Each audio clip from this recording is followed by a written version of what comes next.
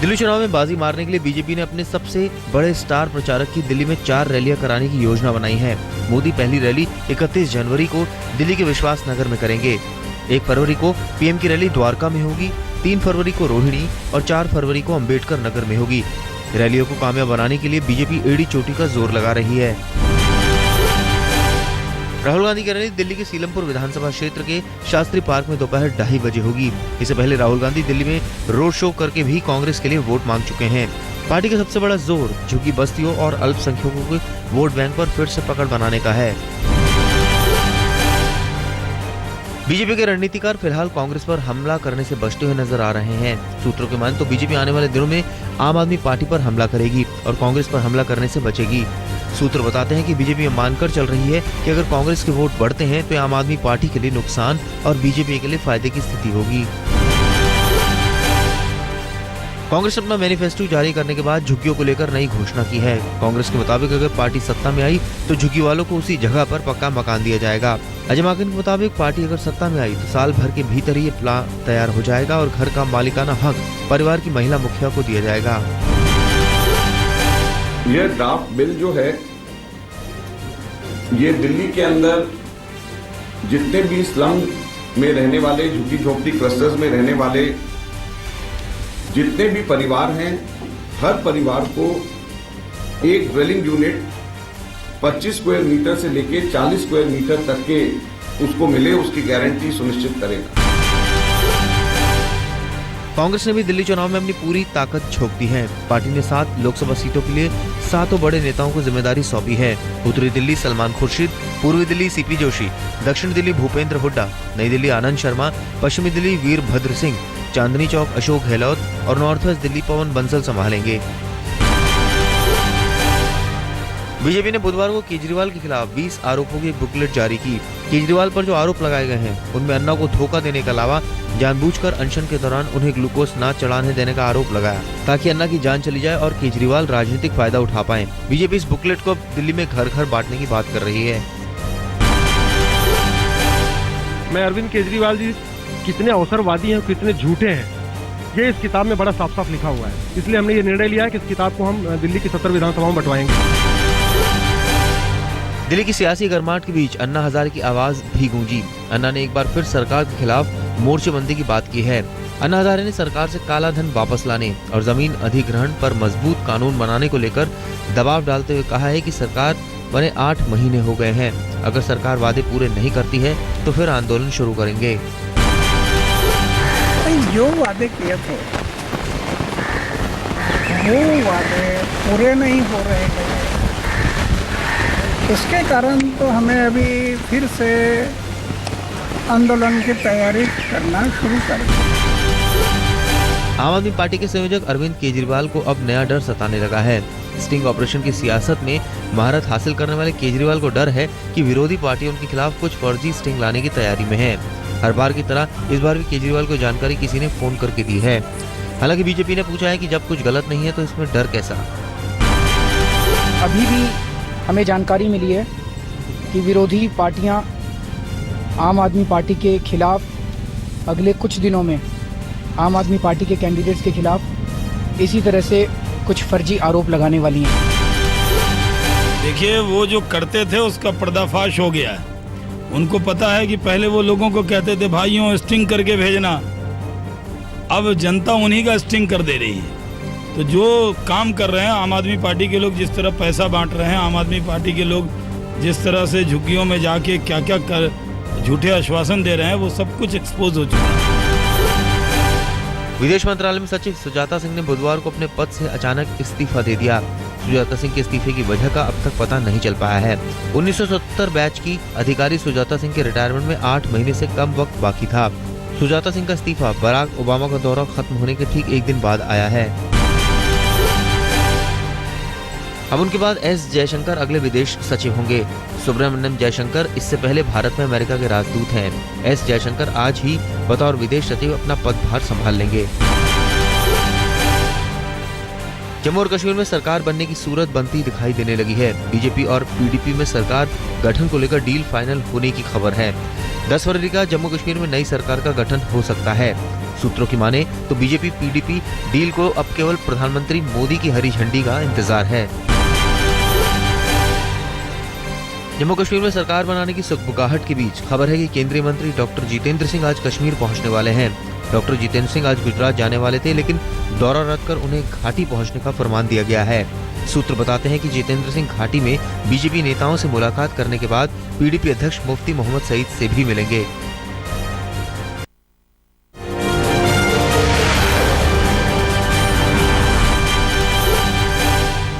Sunanda Pushkar murder case में बुधवार को समाजवादी पार्टी के पूर्व सांसद अमर सिंह से पूछताछ हुई। दिल्ली पुलिस की एसआईटी ने 2 घंटे तक अमर सिंह से सुनंदा मामले में पूछताछ की। पूछताछ के बाद अमर सिंह ने कुछ भी बोलने से ये कहने से इनकार कर दिया कि उन्हें इस मामले में जो भी जानकारी थी उन्होंने पुलिस को दे दी है। मुझे जितना सुनंदा के बारे में सच पता है, वो हमारी अभिन्न मित्र थी उस नाते, उतना मैंने पुलिस को बताया है, उससे ज्यादा नहीं उससे कम। सूत्रों के मुताबिक अमर सिंह से सुनंदा पुष्कर के साथ हुई बातचीत, मेहर तरार को लेकर हुई चर्चा और आईपीएल कंट्रोवर्सी को लेकर सवाल पूछे गए। इसके अलावा ये भी पूछा गया कि क्या शादीशुदा रिश्तों को लेकर किसी परेशानी के बारे में कभी सुनंदा ने उनसे कोई बात की थी। वहीं अमर सिंह से ये भी पूछा गया कि क्या सुनंदा थरूर को लेकर अपसेट थी। दिल्ली पुलिस के कमिश्नर बीएस बस्सी ने कहा है कि अगर जरूरत पड़ी तो दिल्ली पुलिस अमर सिंह से एक बार फिर पूछताछ कर सकती है। दरअसल अमर सिंह ने पहले कहा था कि वो सुनंदा मर्डर केस के बारे में कुछ अहम बातें जानते हैं, जिसके बाद अमर सिंह को पूछताछ के लिए बुलाया गया था। बात कर रहे थे। इस बीच जीतन राम मांझी ने कहा है कि अगर ठीक से शिक्षा दी जाए तो उनके मुताबिक दलितों को आरक्षण की कोई जरूरत ही नहीं है। हम 1982 में असेंबली में यही कहा था कि हमको आरक्षण नहीं दे दीजिए, लेकिन हमको पढ़ा दीजिए, हमको भी खाने पीने की व्यवस्था कर दीजिए, तो हमारा बच्चा किसी से पीछे नहीं रहेगा बल्कि आगे बढ़ेगा। आरक्षण की कोई जरूरत नहीं है, हम ये कहते हैं। केंद्रीय मंत्री रामकृपाल यादव ने कहा है कि नीतीश कुमार ने बिहार में जीतन राम मांझी को अपमानित करने के लिए पार्टी के विधायकों और मंत्रियों को खुली छूट दे रखी है। यही वजह है कि तनाव से गुजर रहे मांझी रोज कोई विवादित बयान देकर बिहार की गरिमा बिगाड़ देते हैं। नीतीश कुमार जी अपने ही मुख्यमंत्री को अपमानित करने के लिए अपने लोगों को छूट दे रखा है। चालू पखवाड़े में भी कच्चे तेल की कीमत कम हुई है। सूत्रों के मुताबिक इस बार भी पेट्रोल की कीमतें कम होने की उम्मीद जरूर है, लेकिन ये कमी मामूली होगी। हालांकि पेट्रोलियम कंपनियां केरोसिन और एलपीजी की बिक्री पर हो रहे घाटे का नफा नुकसान जोड़कर फैसला लेगी कि मामूली फायदा आम लोगों को दिया जाए या नहीं। मशहूर कार्टूनिस्ट आर के लक्ष्मण को श्रद्धांजलि देने पहुंची एनसीपी सांसद सुप्रिया सुले ने नया राग छेड़ दिया है। सुप्रिया सुले ने आर के लक्ष्मण की कार्टूनों की तारीफ करते हुए उन्हें देश का सर्वोच्च नागरिक सम्मान भारत रत्न देने की मांग की है। आतंकियों के साथ मुठभेड़ में शहीद हुए कर्नल एमएन राय का आज दिल्ली में शहीद सम्मान के साथ अंतिम संस्कार किया जाएगा। एमएन राय को गणतंत्र दिवस पर ही युद्ध सेवा मेडल मिला था।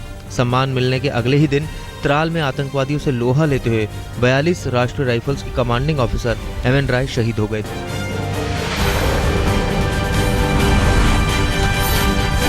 यूपी की राजधानी लखनऊ में बीती रात एक महिला ज्वेलर्स की सरेआम गोली मारकर हत्या कर दी गई। आयुषी ज्वेलर्स के नाम से दुकान चलाने वाली ममता अग्रवाल दुकान बंद कर रिक्शा से अपने घर जा रही थी। रास्ते में बदमाशों ने रुपयों और ज्वेलरी से भरा बैग छीनने की कोशिश की और विरोध करने पर गोली मारकर फरार हो गए। पुलिस मामले की जांच में जुट गई है। 100 मीटर पहले उन्हें 2 अज्ञात लोगों ने रिक्शे से जा रही थी, उनको रोका और अब तक की छानबीन से ये ऐसा प्रतीत हो रहा है कि ये लूटपाट के इरादे से रोका गया था और इनके प्रतिरोध करने पे गोली चला दी गई जो इनको लगी और जिससे इनकी मृत्यु हो गई है। बाकी अभी इनके परिजनों द्वारा एफआईआर दी जा रही है, उस पर मुकदमा पंजीकृत होगा और हमने अपनी तफ्तीश शुरू कर दी है। लखनऊ में बुधवार को हत्या की तीसरी वारदात थी। पहले गुडुम्बा थाने में एक युवक ने महिला को जिंदा जला दिया, फिर हजरतगंज में एक चौकीदार की हत्या कर दी गई और रात होते होते महिला ज्वेलर्स को सरेआम मौत के घाट उतार दिया गया। तीनों ही वारदातों में पुलिस को अपराधियों की तलाश है, लेकिन इन वारदातों से एक बार फिर लखनऊ में कानून और व्यवस्था पर सवाल खड़े हो गए हैं।